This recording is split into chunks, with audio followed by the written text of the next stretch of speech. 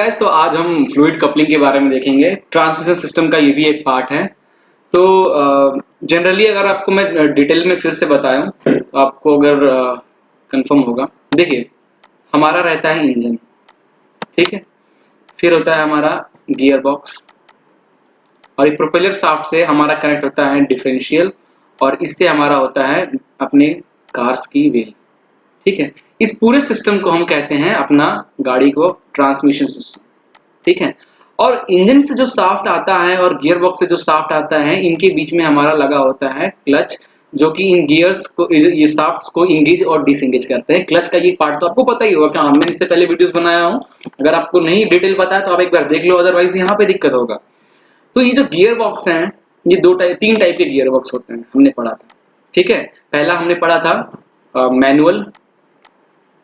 Manual gear box, दूसरा हमने पढ़ा था सेमी ऑटोमेटेड गियर बॉक्स, और तीसरा हम देखेंगे ऑटोमेटिक।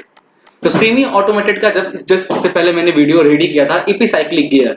अगर सिर्फ एपिसाइक्लिक गियर बॉक्स हम यूज कर रहे हैं, उसके साथ और कुछ अटैचमेंट यूज नहीं कर रहे हैं, तो वैसे गियर अरेंजमेंट्स को, वैसे ट्रांसमिशन सिस्टम को हम लोग बोलते हैं सेमी ऑटोमेटेड ट्रांसमिशन सिस्टम, क्योंकि उसमें ऑटोमेटिक तो बहुत कुछ है, बट हम थोड़ा मैनुअल वाला काम करते हैं। नाउ सेम टू सेम उसी एपिसाइक्लिक के साथ, ठीक है, एपिसाइक्लिक के साथ अगर हम कोई फ्लूइड कपलिंग या तो फ्लूइड टॉर्क का कोई नाम ऐसा डिवाइस को अगर कनेक्ट करते हैं, तो हमारा फुल जो ट्रांसमिशन सिस्टम बनता है वो बनता है ऑटोमेटिक ट्रांसमिशन सिस्टम। क्लियर है? तो वही हम आज पहले फ्लूइड कपलिंग कैसे काम करता है हम ये देख लेते हैं, क्योंकि हमें ये तो पता है अगर ऑटोमेटिक बनाना है तो हम एपिसाइक्लिक गियर पढ़ चुके हैं, हम उसमें फ्लूइड कपलिंग भी लगा देंगे तो हमारा सिस्टम जो है वो फुल्ली ऑटोमेटिक हो जाएगा, ठीक है। ऐसे ही हम फ्लूइड टॉर्क कन्वर्टर भी पढ़ लेंगे। क्लियर है? तो फिलहाल हम सबसे पहले देखते हैं फ्लूइड कपलिंग हमारा काम कैसे करता है, ठीक है। ओके, तो फ्लूइड कपलिंग का जनरली हम यूज क्यों करते हैं? तो it provide smooth engagement of gears and dams. जैसे अगर हम गियर मेश कर रहे हैं, इससे पहले हमने जो भी गियर्स को अगर मेश करेंगे, तो भाई अगर हम कोई स्लाइडिंग यूज कर रहे हैं या कांस्टेंट मेश सिस्टम यूज कर रहे हैं, तो गियर्स को हमें मेश कराने के लिए स्लाइड करना पड़ता था या कुछ करना पड़ता था। उसमें क्या होता था, फ्रिक्शन बहुत ज्यादा होता था, ठीक है। तो उसको, उस कपलिंग को, उस फ्रिक्शंस को रिमूव करने के लिए हम यहाँ पे फ्लूइड कपलिंग यूज करते हैं। अब ये फ्लूइड कपलिंग हमारा काम कैसे करता है, एक बहुत अच्छा एग्जांपल से इसको समझाते हैं, ठीक है। ये अगर यहाँ पे कोई फैन लगा हुआ है, ठीक है, और मैं एक फैन यहाँ भी लगा रहा हूं,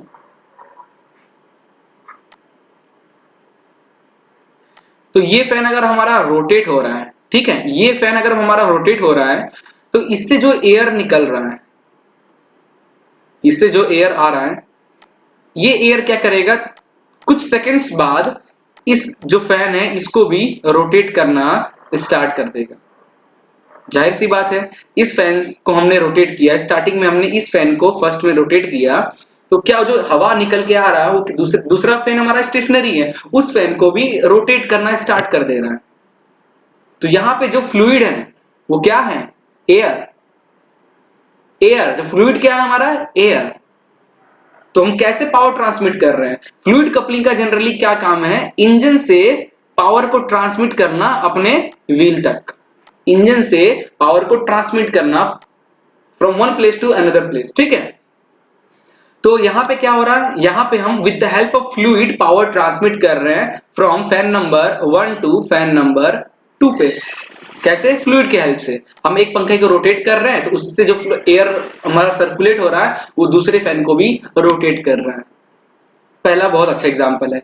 अब हम यहाँ पे जो फ्लूइड कपलिंग पढ़ते हैं, हम ऑटोमोबाइल में जो फ्लूइड कपलिंग यूज करते हैं उसमें हम ऑयल फ्लो का यूज करते हैं। ये जो आपको डायग्राम दिख रहा है ये फ्लूइड कपलिंग का है। इसको इसको समझने से पहले हम इसके थोड़े बहुत और समझेंगे। तो देखो इसकी बनती कैसे है। सबसे पहले एक चैम्बर लेते हैं, ठीक है।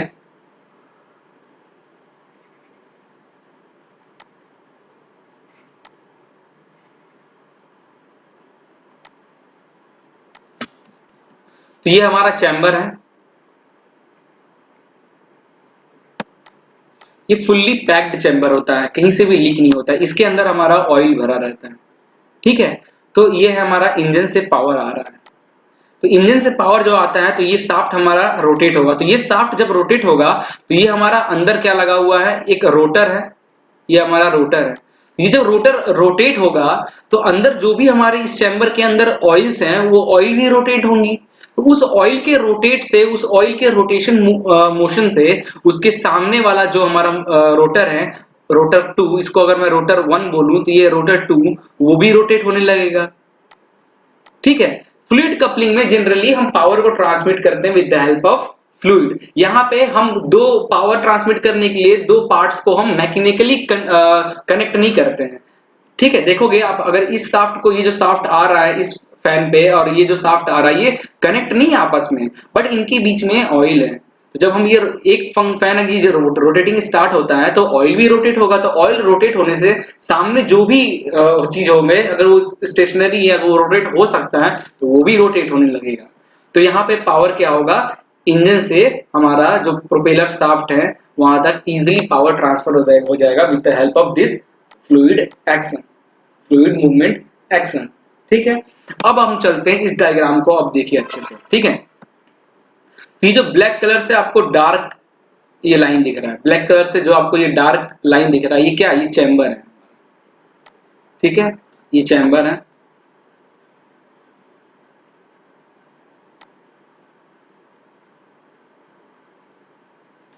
ठीक है, ये हमारा मेन चैम्बर है, फुल्ली सील्ड पैक है ये दोनों तरफ। ये हमारा इंजन का शाफ्ट है, इंजन से पावर आ रही है, हमारा ट्रांसमिशन शाफ्ट है, दोनों कनेक्ट है। ये दोनों बीच में एक है हमारा ड्रिवन मेंबर, ये वाला जो पार्ट है हमारा ड्रिवन मेंबर का पार्ट है। ठीक है, मैं इसको ऐसे सेट कर दे रहा हूं, ड्रिवन मेंबर का पार्ट है। और ये वाला जो है हमारा ड्राइविंग मेंबर का पार्ट है। ठीक है। तो होता क्या है यहाँ पे, अगर आप फिगर को अच्छे से देखोगे तो जैसे हमारा इंजन स्टार्ट होता है रोटेट होना, इंजन स्टार्ट होता है रोटेट होना, तो इसके अंदर जो भी फ्लूइड्स है देखो आपस में कनेक्ट नहीं है। जो ड्रिवन ड्रिवन मेंबर का जो रोटर है वो देखो ये कनेक्ट नहीं है, ये कनेक्ट नहीं है, इनके बीच में क्या है, इनके बीच में गैप है ना गैप। सेम टू सेम नीचे भी वही चीज, इनके बीच में गैप है। तो जब हमारा इंजन शाफ्ट रोटेट होता है तो हमारा जो अंदर रोटर है, ड्राइविंग ड्राइविंग मेंबर है, वो भी रोटेट होगा। तो ड्राइविंग मेंबर के रोटेट होने से यहाँ पे जो फ्लूइड है वो दो तरीके का फ्लूइड का डायरेक्शन होता है। एक तो जो आपका रोटर इंजन का जो शाफ्ट आ रहा है उसके परपेंडिकुलर, मतलब रोटरी एक्शन, जो फ्लूइड जो है वो एक तो रोटरी एक्शन होता है, रोटरी फ्लो करता है, और दूसरा क्या होता है वो वोर्टेक्स फ्लो होता है। तो वोर्टेक्स फ्लो के दौरान रोटरी तो फ्लो खुद में जो रोटर का मतलब ऐसे बताऊं, अगर ये रोटर का पार्ट है तो रोटरी मोशन में फ्लूइड इसी रोटर के आसपास रोटर वन के जो अपना ड्राइविंग मेंबर है उसके आसपास रोटेट होगा। बट जो वोर्टेक्स फ्लो है वो क्या होगा, सामने वाले की तरफ जाएगा। वोर्टेक्स फ्लो जो लिक्विड का होगा वो सामने वाले मेंबर पे जाएगा, डेट इज कॉल्ड अपना ड्रिवन मेंबर। ठीक है। तो उससे क्या होगा, हमारा जो सामने वाला ड्रिवन मेंबर है उस वोर्टेक्स फ्लो के रेट से हमारा सामने वाला ड्रिवन मेंबर भी रोटेट होने लगेगा। ठीक है। तो ऐसे पावर ट्रांसमिट हो रहा है from driven member to the driving member, from engine shaft to transmission shaft without any mechanical contact. there will be no mechanical contact, only it will transfer the power from engine shaft to the transmission shaft with the help of fluid। तो इस तरीके के device को हम कहते हैं fluid coupling. Advantages भी इसके बहुत सारे एडवांटेजेस हैं। तो सबसे पहले हम इसके एडवांटेजेस, आई थिंक आपको अभी तक क्लियर हो गया होगा ये फ्लूइड कपलिंग हमारा काम कैसे करता है। ठीक है।